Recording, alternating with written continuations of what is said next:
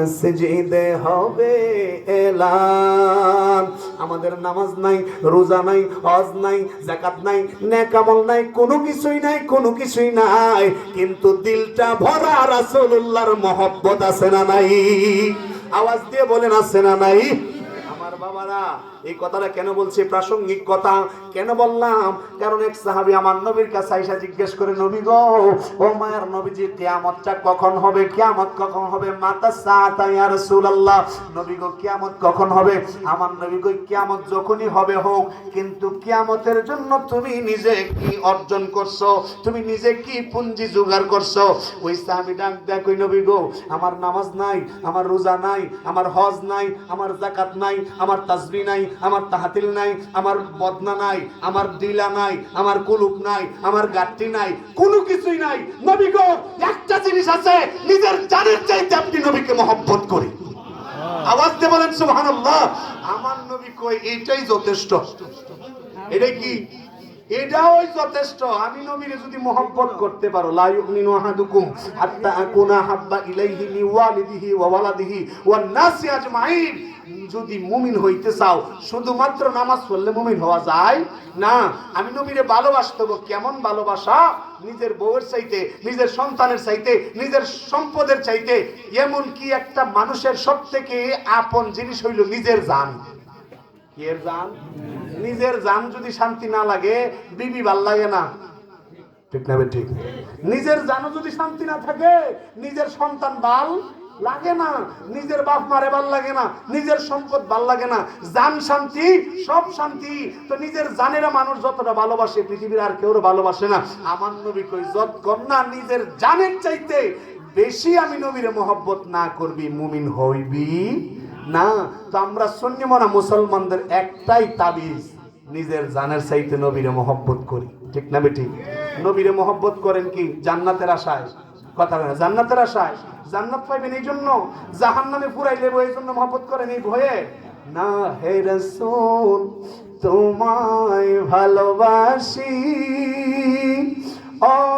অন্তরে শুধু, মুখে না, জান্নাতের আশায় নয় হে রাসূল, জাহান্নাম কেও ডরি না। কথা কোন ঠিক না বেটি? জান্নাতের আশাও করি না, জাহান্নামের ডরাই না, কিন্তু নবী গো, মুখে মুখে না, অন্তর দিয়ে আপনি নবীরে মহব্বত করি। দরকার আছে না নাই? নবীর মহব্বতের দরকার আছে না নাই? আমার বাবারা, বলছিলাম ওই যুবকটা মনে আছে নি? যুবকটা যেই মাত্র কালেমা পড়ছে, আমার নবী ঘর থেকে বের হয়ে গেছে, সাথে সাথে ঘরের ভিতরে কান্নার আওয়াজ চলে আসছে। আমার সন্তান আর দুনিয়ার জমিনে নাই।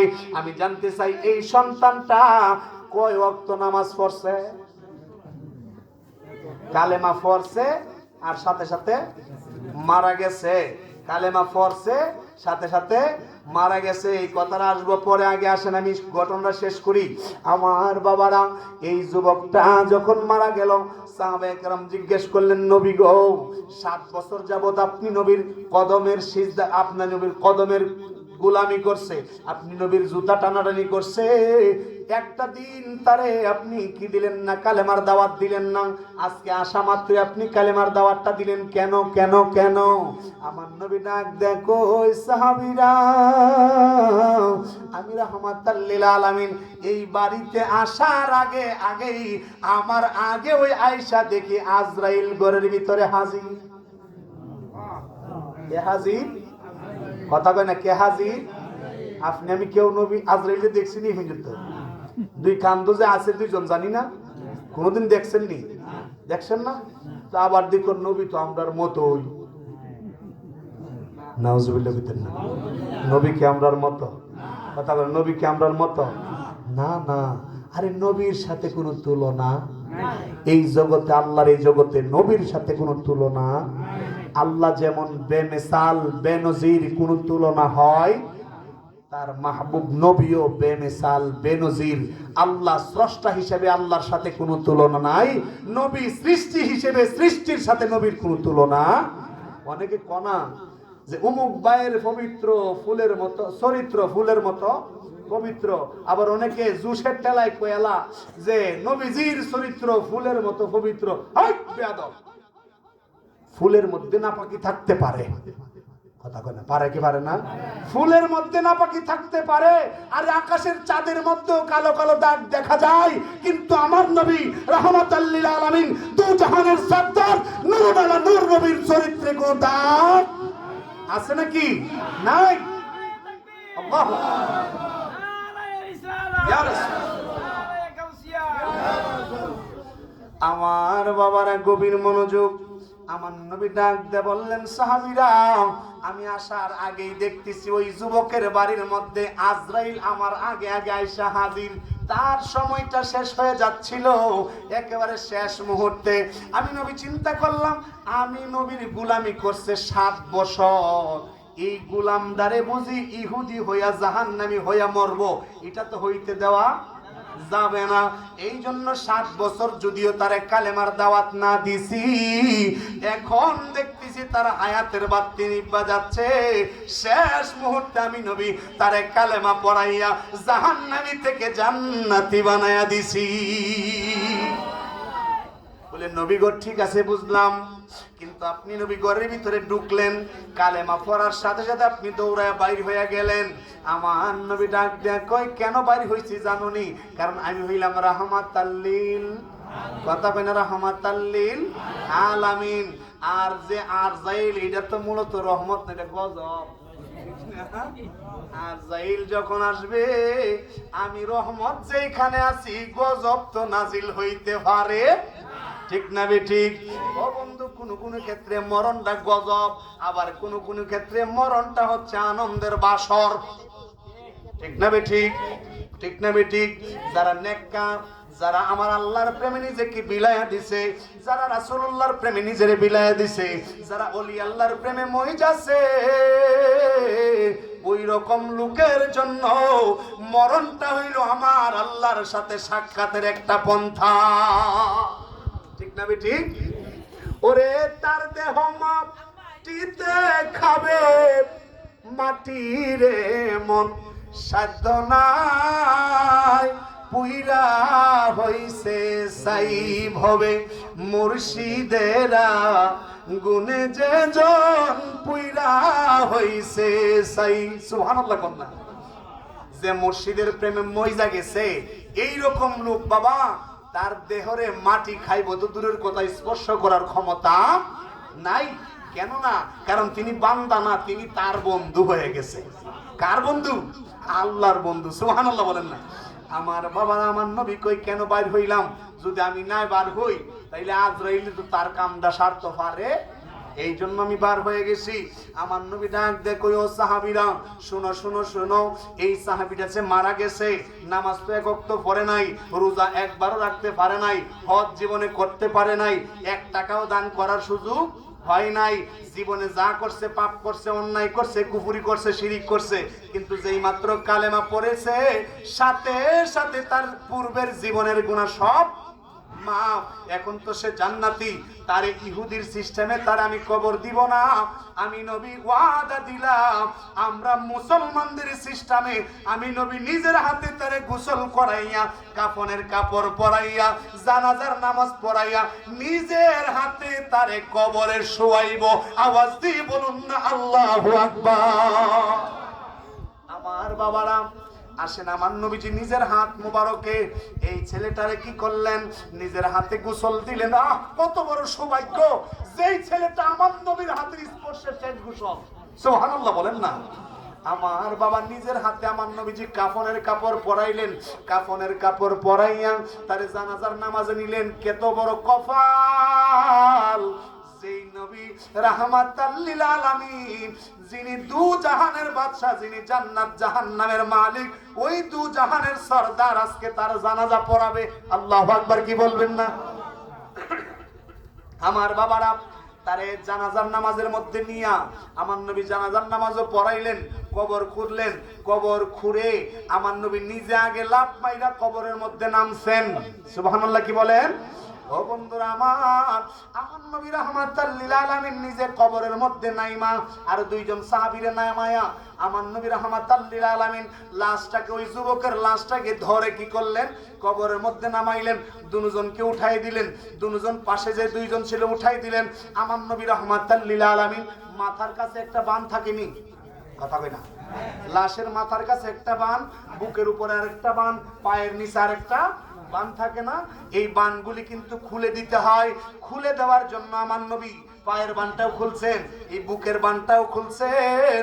যেই মাত্র মাথার বানটা খুলতে যাবে, আমার নবী রাহমাতাল লিল আলামিন লাফ মাইরা কবর থেকে উইটা একটা মুস্কি হাসি দিছে। বন্ধুরা আমার, সাহাবারা আরজ করলেন, ইয়া রাসূলুল্লাহ, নবী গো,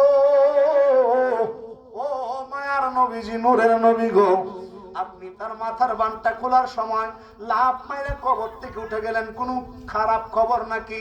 আমার নবী কয়, না না না, কোনো খারাপ খবর নাই, কোনো খারাপ খবর নাই। তবে শোনো, একটা সুসংবাদ আছে।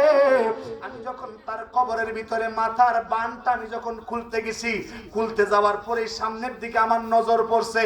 নজর পড়তে, ও সাহাবী, আমি নবী যা দেখি তোমরা তো তা দেখো, ঠিক না বে ঠিক? আমার নবী ডাক দেখো, সাহাবীরা, আমি যখন সামনের দিকে নজর পড়ছে, তাকা দেখি রে, এই সাহাবীদের জন্য, সেই সাহাবীরা এক ওয়াক্ত নামাজ পড়ার সুযোগ পায় নাই, 1 টাকা দান সদকা করার সুযোগ পায় নাই, একবার হজ করার সুযোগ পায় নাই, কোন ধর্মে একবার সুবহানাল্লাহ বলার সুযোগ পায় নাই। ওই সাহাবীর কবরের ভিতরে আমি তাকায়া দেখি আল্লাহর জান্নাতের 8টা দরজা তার জন্য খুলে দিছে, আর জান্নাতের হুর পরীরা দৌড়ায়া দৌড়ায়া তারে কুলে উঠানোর জন্য আসতেছে। আর আমি কেন লাভ পাইরে উঠে গেছি? কারণ আমি দেখতেছি তারা যে দৌড়ায় আসতেছে, তাদের দৌড়ের কারণে তাদের সতর নষ্ট হয়ে যাচ্ছে, হুরদের সতর নষ্ট হয়ে যাচ্ছে। তারা তো হচ্ছে এই আমার এই সাহাবীর হুর, তাদের সতর দেখা আমি নবীর জন্য জায়েজ না। এই জন্য আমি তাড়াতাড়ি লাভ মাইরা উঠে গেছি। আমি হাসতেছি কেন বুঝো না? যেই সাহাবীরা 1 ওয়াক্ত নামাজ পড়ে নাই, সুযোগ পাইছে নাকি? 1 ওয়াক্ত নামাজ পড়ার সুযোগ পাইছে? 1 ওয়াক্ত নামাজ পড়ে নাই। দেখুন আমার নবীর যে হাদিস আছে, যে as-সালাতু মিফতাহুল জান্নাহ, ওয়াজ করে যদি নামাজ না পড়ো তুমি জান্নাতে আল্লাহ ঘোষণা দিব, তুমি যখন জান্নাতের কাছে যাইবা তখন জান্নাতের সেই দারওয়ান বলবে, কি ব্যাপার? বলে, আমি তো জান্নাতি, গেট খুলে দাও। বলে, গেট তো, গেটের চাবি তো আমার কাছে না। বলে, গেটের চাবি কার কাছে? বলে, গেটের চাবি আপনার কাছে থাকার কথা, কারণ আমার নবী বলছে as-সালাতু মিফতাহুল জান্নাহ, যে নামাজ পড়বো তার কাছে গেটের চাবি থাকবো। নামাজ হইছে বেহেশতের চাবি।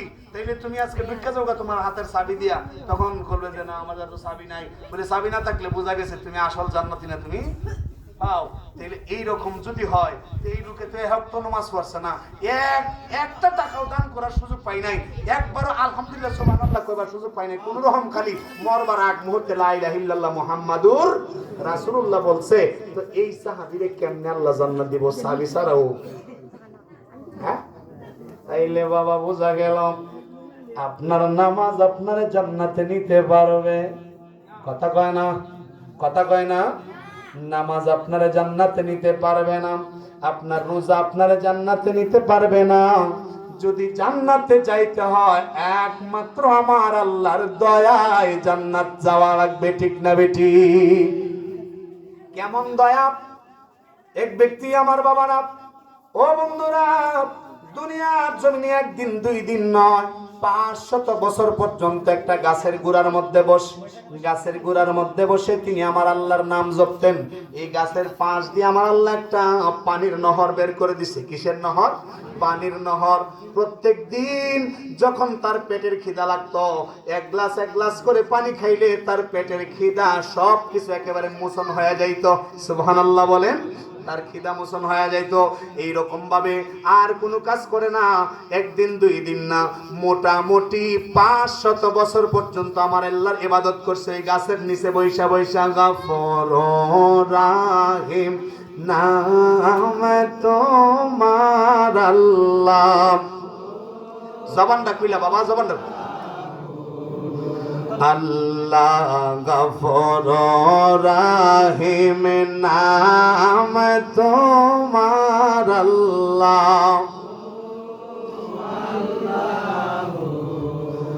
আল্লাহ জলিল জব্বার নাম তোমার আল্লাহ।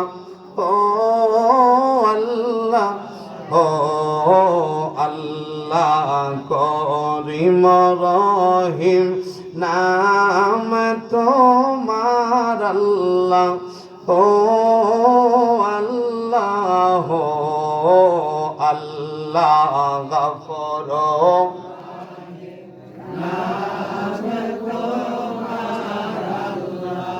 ও আল্লাহ, আল্লাহ লা ইলাহা ইল্লাল্লাহ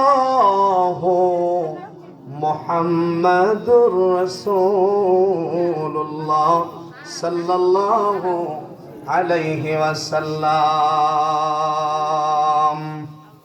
সম্মানিত হাজির, আপনাদের কষ্ট হচ্ছে? মাত্র তো সন্ধ্যা হইছে, ঠিক না বেটি? মাত্র সন্ধ্যা হইছে, এখনো যদি কষ্ট লাগে তাহলে ও বন্ধুরা আমার, ওই ব্যক্তি একদিন দুই দিন না 500 বছর পর্যন্ত আমার আল্লাহর ইবাদত বন্দেগী করছে, সেই গাছের নিচের মধ্যে বস। এইরকম ভাবে শুধুমাত্র এক গ্লাস পানি পান করলে আমার আল্লাহ তার খিদা পিপাসা সব মিটায় দিত। 500 বছর পর্যন্ত ইবাদত বন্দেগী করার পরে যখন লোকটা মারা গেল, মারা যাওয়ার পরে যখন তার মিজানের পাল্লার মধ্যে তার নেকি বুঝি ওজন করা হবে, দেখা যাবে শুধু নেক আর নেক, গুনাহ মাত্র নাই। এরকম অবস্থা। আমার আল্লাহ বললেন, বান্দা জানতে চাই তুমি তোমার আমলের বিনিময়ে জান্নাত চাও নাকি আমি আল্লাহর দয়ায় জান্নাত চাও? সুবহানাল্লাহ বলেন। বান্দা কখনোই তার আমলের বিনিময়ে জান্নাতে যাইতে পারবে? কথা বলেন, যাইতে পারবে? যদি যাইতে হয় তাইলে আমার আল্লাহর দয়ায় যাইতে হবে। কেননা তখন আমার নবী রাহমাতাল লিল আলামিন বলেন, ওই বান্দাকে যখন জিজ্ঞেস করবে, বান্দা রে তুমি কি তোমার আমলের বিনিময়ে জান্নাত চাও নাকি আমি আল্লাহর দয়ায় জান্নাত চাও? ওই লোকটা ডাক দিয়ে বলবে, আল্লাহ দুনিয়ার জমিনে একাধারে 500 বছর পর্যন্ত তুমি মাওলার নাম জপছি, ওরে নাম স্মরণে গুরনি দানে চরণ ভিক্ষা চাই গো ইলাহি, তোমার মতো দরদি কেউ নাই। কথা কোন ঠিক না বেঠি? আমার আল্লাহর মতো দরদি আর কেউ আছে নাকি? নাম স্মরণে গুরনি দানে চরণ ভিক্ষা চাই গো ইলাহি, তোমার মতো দরদি কেউ নাই। আরে তোমার মতো দরদি কেউ